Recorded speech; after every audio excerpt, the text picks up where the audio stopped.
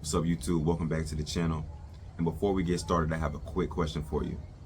Have you ever looked at your job as something that was holding you back from whatever goal you were looking to reach? If your answer is yes, this is extremely common.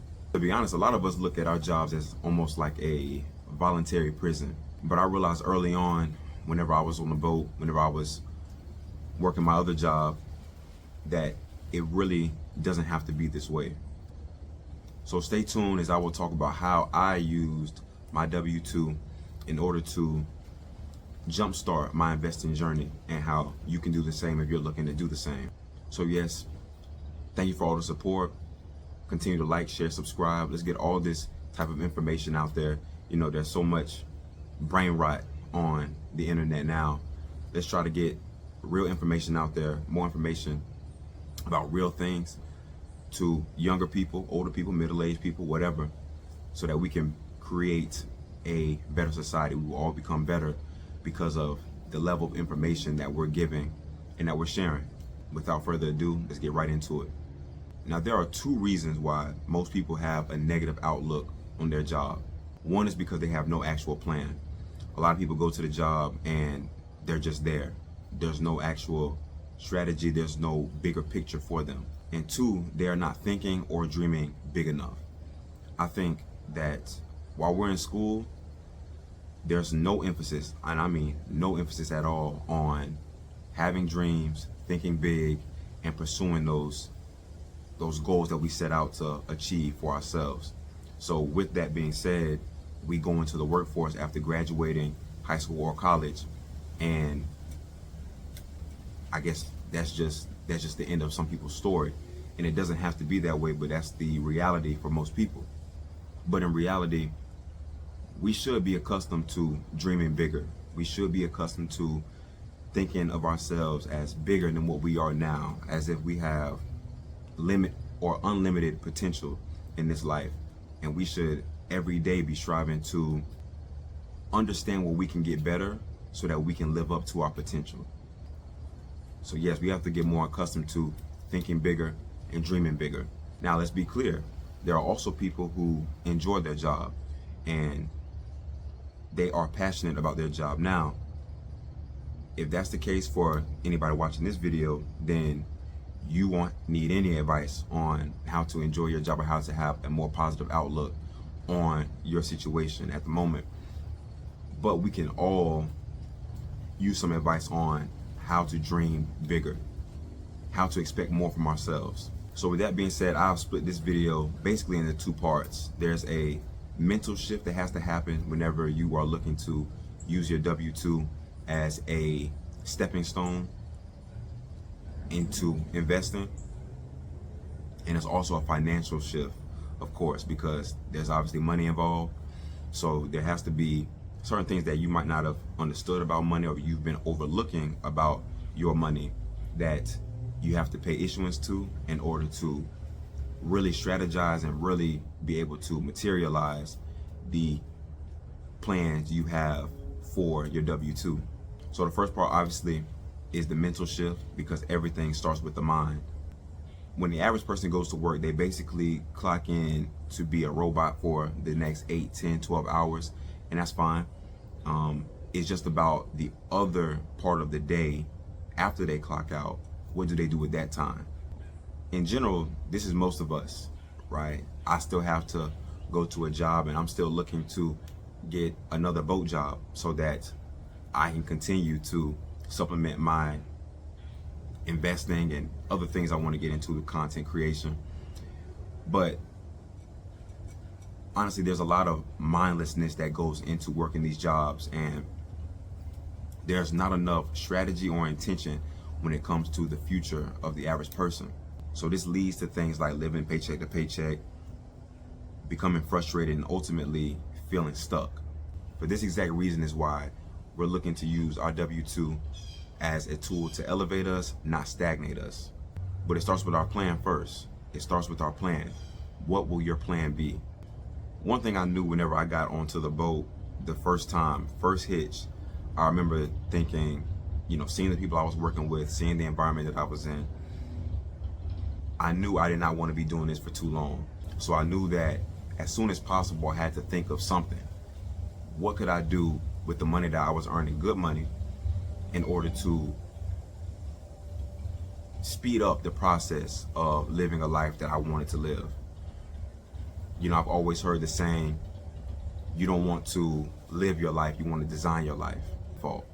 And this is what I was looking to do whenever I first got on the boat. I knew that with the money that was going to be coming in monthly, I was going to be able to save and save and save and essentially do something big, put my money into something huge.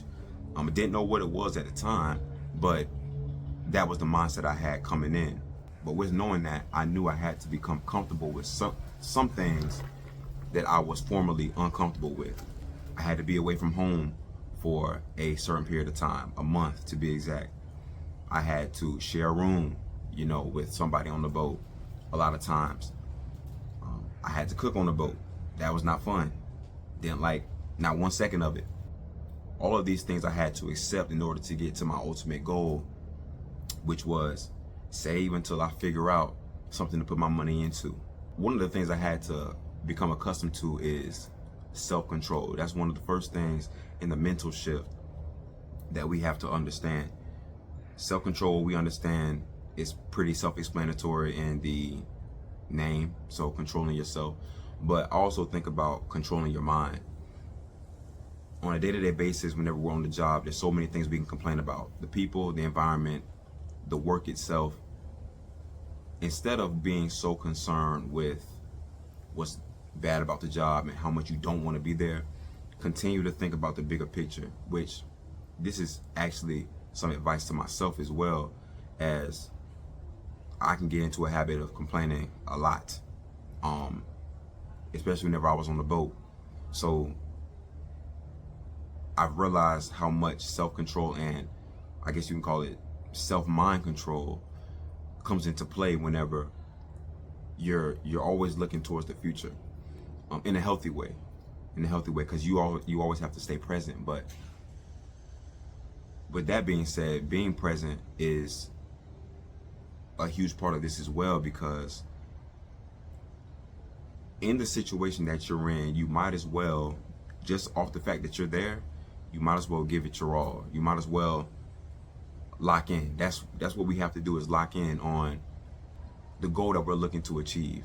So we have to have the awareness of mind to stay present, but also the full authority over our mind on how we look at our jobs or our everyday life.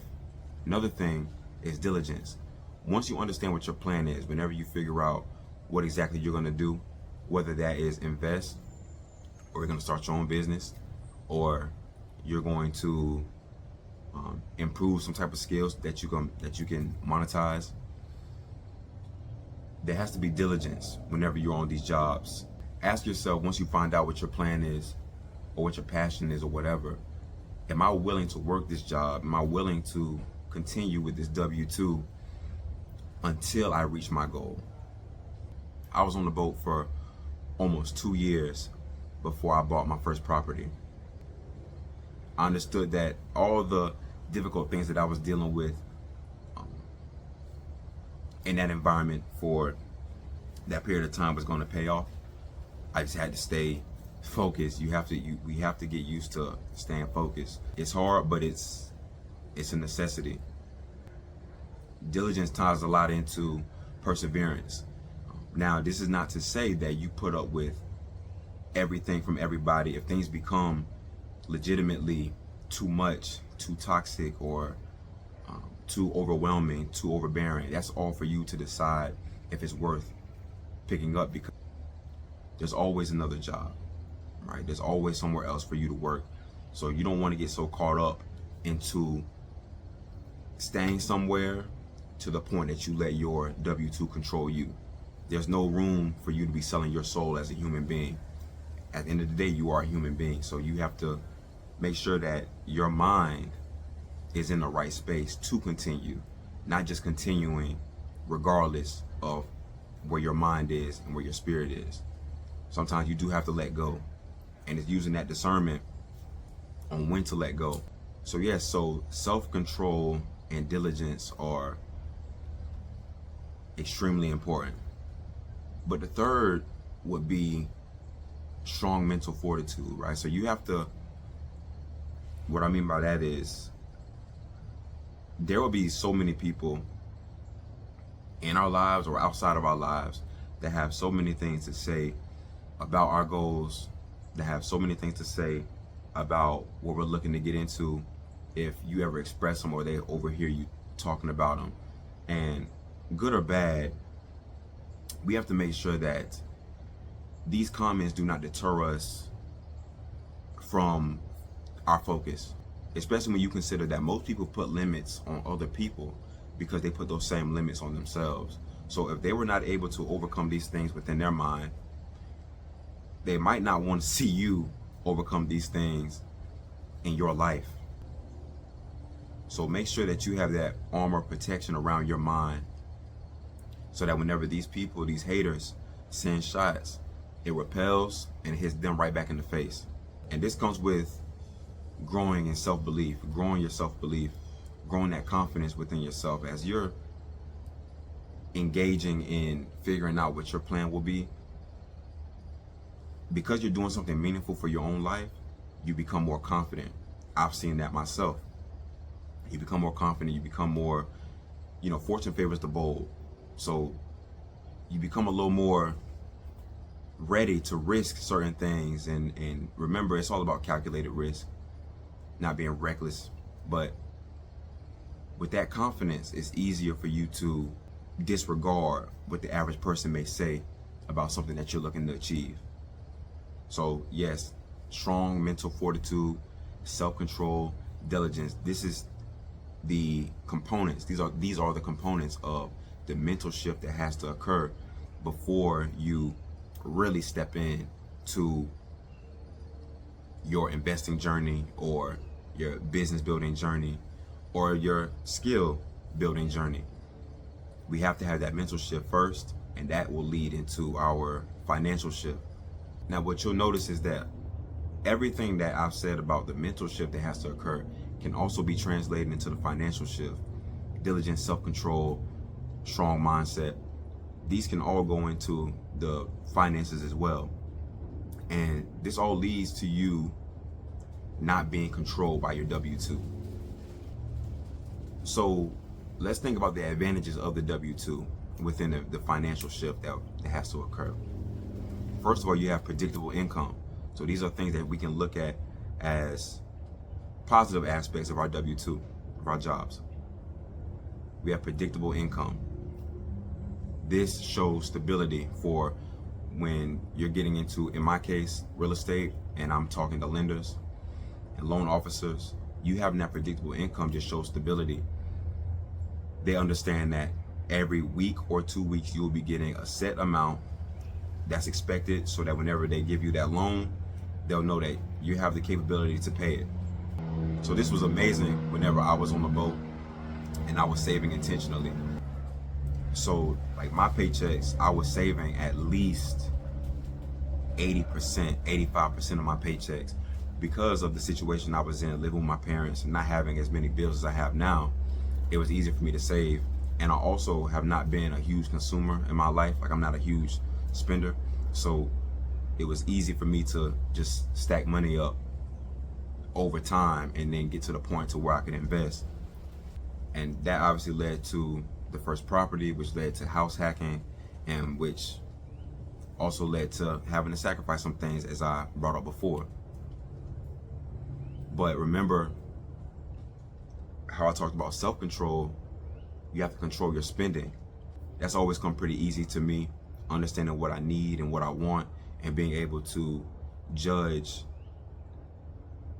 do I have to buy this right now? Can I wait? How urgent is the need or want for me at that moment? So it was easy for me to control my spending. But we have to control our consumerism, and this actually leads to the ownership mentality. Control your consumerism and focus more on adding value. But that's another conversation. Another thing you can do to shift your mindset financially is create a saving system. So like I said, 80 to 85% of my checks were getting, maybe even a little more. I could even stretch it at about 90% of my checks were getting saved. And a lot of my money was going into my money market, which monthly would gain interest. I was gaining a little bit of money every month with that money sitting in the money market as opposed to my savings account. With that being said, my auto pay was set up to come out of my money market. A lot of my payments, especially the bigger ones, which was not a lot, like I said, I didn't have a lot of bills, but certain things I had coming out of my money market and in my actual checking account was just, you know, a little bit of money just for whenever I wanted to purchase this or that, you know, clothes, food here and there. Then I also along the way had to set up a separate business account so that whenever I got my first property and I began to get rent, the money could sit in that account as opposed to my other accounts, which makes it easier for accounting whenever, taxes need to be done or anything else like that. So yes, control your spending, create some type of saving system, and this makes it just a little easier for you to see where your money's going, see how much is leaving, and therefore building your finances up in order to get into whatever your goal is. Another thing I had to do, another thing we have to look at doing is increasing our income, whether that be through a better job or a promotion. So I started off on the boat entry level, and within about a year and a half, I got that promotion from entry level to the next level up, and that was more money for me. So now with the control I had over my spending and the quote unquote saving system that I had, it was now even easier for me to save, and it makes it even quicker that I can get into investing in real estate or buying my second property. By that point, it makes it even quicker and more efficient because now more money is coming in. It's common sense. Just remember to control your consumerism, create that saving system, and increase your income. These are all things that will absolutely help you onto the path of leveraging your W-2 to jumpstart your investing journey as it was for me. This will allow us to not have to worry about paying our bills on time because we know we've saved enough money for it. This will lead us to not having to worry about being approved for loans. This made it easier for me to house hack, right? So all of these things add up into a good financial base, but it starts with that financial shift, which ultimately leads back to self-control, diligence, and having a strong mind, especially the ability to say no. How many things can you say no to? A lot of people, when they get a lot of money, they want to buy a lot of things. And that discipline to be able to say, no, I don't need this right now. No, this is not important, is an extreme positive whenever you're looking to grow. It's all about maturing and accepting a different mindset. You go from thinking like an employee to an investor. And hopefully you go from investor to CEO or business owner, right? So it's all about growing those different levels, but we have to start small, ask ourselves some hard questions, and from there, we reflect on where we need to get better in. So just so you know, like, this is not about quitting your job. You don't have to. This is not about saving every penny and becoming cheap. You don't have to. It's about intention, planning, and seeing that plan all the way through. This is honestly how I bought my first property and eventually my second property within a year and a half of each other. The down payment for one was 3.5%, and then for the other one was 20%. And because of my saving strategies or my saving systems, it made it easier every time to deal with the down payments because of my income, but also of the money I actually had in the bank. And one thing I always have to remind myself of, and we should all remember, is that income doesn't build wealth, systems do. So the more you're able to create a system that makes it easier for you to save, for you to control yourself, and or your spending, the more we're looking to put ourselves in the best position possible. So yes, in conclusion, just remember that your job does not have to feel like a prison if you don't want it to. Remember, with self-belief, self-control, strategy, and a strong mind, your job, our job, can be our stepping stone. The more we're focused on building something real, we can use anything to our advantage, especially our job, considering that we're going to be there every day. So we might as well find easy and efficient ways to use this as a launch pad to something even better, right? It just makes sense. At least it makes sense to me. And I hope it made sense to you. So yes, those are the ways in which I used my W-2 in order to jumpstart my investing journey. I hope that everything that I've said has come off pretty clear. I hope you enjoyed. Continue to like, share, subscribe. Let's run the numbers up. Like the video, share it, everything. If you have any questions, leave them in the comments. And yeah, thank you for watching. Until next time, win at all costs, and I'm out.